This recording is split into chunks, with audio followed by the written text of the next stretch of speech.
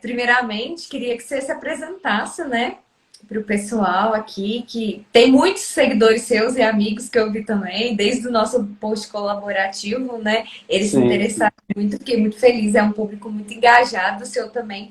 Mas queria que você se apresentasse também para quem ainda não te conhece, né? E falasse um pouquinho também sobre o Guerra em Hollywood, já o que você puder falar sem spoilers, porque eu quero que as pessoas leiam, porque vale muito a pena.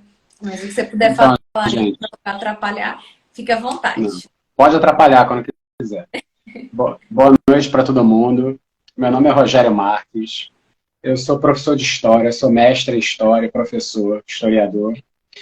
E, finalmente, depois de 10 anos que eu terminei minha tese de mestrado, minha dissertação de mestrado, eu estou publicando meu primeiro livro, que é o Guerra em Hollywood. Eu dou aula no município do Rio de Janeiro. E essa é a parte desimportante, né? A parte importante é que eu tenho muitos amigos engajados que estão ajudando na divulgação do livro, participam comigo quando a gente faz eventos de lançamento do livro. E o que eu acho bacana é como assim, eu não esperava isso realmente, quando eu lancei o livro, quantas pessoas vão surgindo, quantas interações vão surgindo de pessoas que procuram, compram um livro, me mandam livros também que escreveram e eu mando o meu. Então, essa parte desse processo tem sido muito legal. Conhecer novas pessoas, fazer novas amizades, como você, né?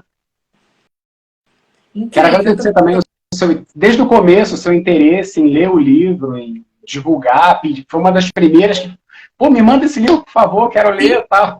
Mas eu me interessei muito e aí quando eu li, realmente eu vi que eu estava certa, sabe? Eu amei a leitura, é muito gostosa, você foi muito didático. A minha Uma pessoa, intenção realmente foi essa. uma Apesar pessoa de ser um trabalho. que é um blockbuster, quer dizer, você explicou de maneira muito didática, explicou termos difíceis da política, sabe? Eu achei muito gostosa a leitura. Essa parte, quando fala de política, o livro, que nem é a minha especialidade, é meio espinhoso até. Eu tentei o máximo, porque assim, eu estou falando de blockbuster, que é cinema comercial, né? Não é filme de arte, não é filme europeu, não é novela vague. Apesar de pessoas na época quererem que você mudasse, né, no mestrado, orientadores sempre querem, né, adaptar o seu projeto. Eu falo, não, mas o projeto, eu quero falar de cinema comercial, cinema que é visto por milhões de pessoas, não por uma pequena parcela da população, entendeu? E ao mesmo tempo, apesar de ser um trabalho, que é o livro, é uma adaptação, é um melhoramento da dissertação de mestrado, desde o mestrado eu tinha essa intenção, esse objetivo de ter uma linguagem didática. Eu não quero fazer algo para acadêmico só ler. Se eu estou falando de cinema comercial, sobre manipulação midiática, sobre ideologia em meio de comunicação de massa, eu quero que o maior número de pessoas possíveis tenha conhecimento disso e entenda o que eu estou falando, né? Então, não quis usar... Aliás, eu nem tenho. A minha linguagem, naturalmente, não é rebuscada e acadêmica, né? Arrasou.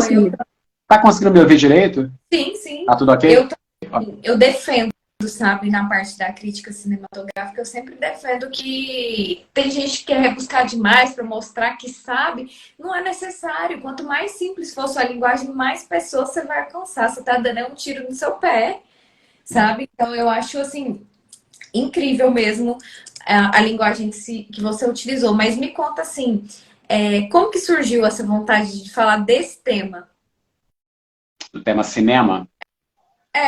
Mais especificamente, né, o cinema e política, né? O ideal político, como é que foi toda a construção? Assim, a minha primeira ideia foi lá na faculdade de História, na época, né, do TCC, trabalho de conclusão de curso. Eu fiquei pensando já sempre trabalhar com mídia mesmo, que é o que eu sempre gostei de cinema, audiovisual, etc.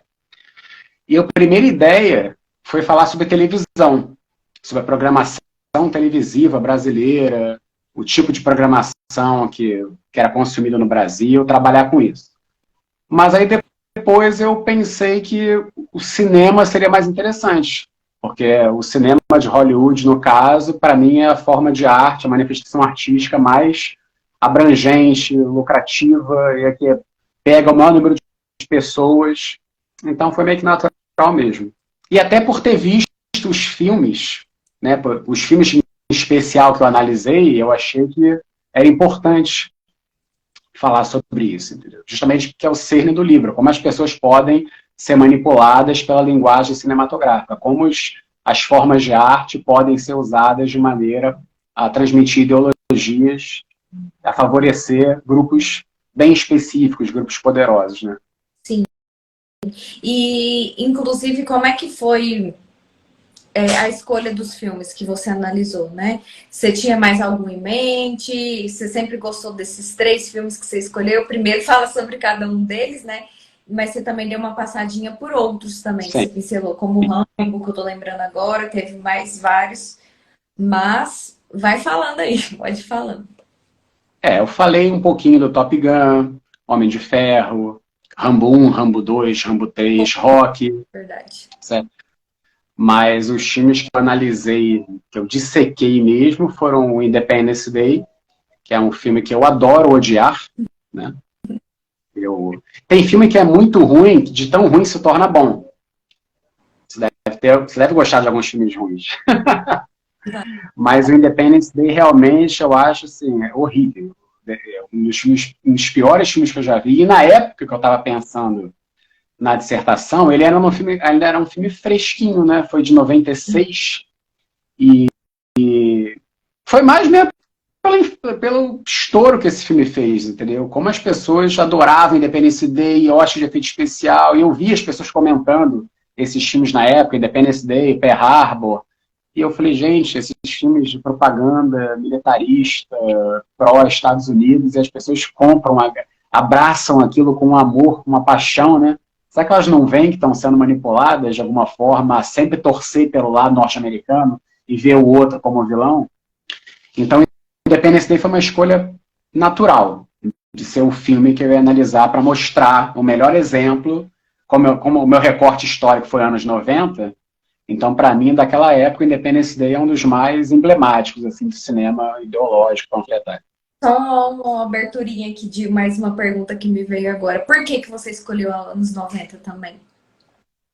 Então, eu acho que até por causa do Independence Day ser tão simbólico, e pelos anos 90, assim, o começo dos anos 90, nós temos o fim da Guerra Fria, que durante muito tempo, nos anos 60, 70 e 80, o cinema de propaganda norte-americano sempre colocava os filmes de guerra, os filmes de aventura, sempre colocavam os russos como os vilões.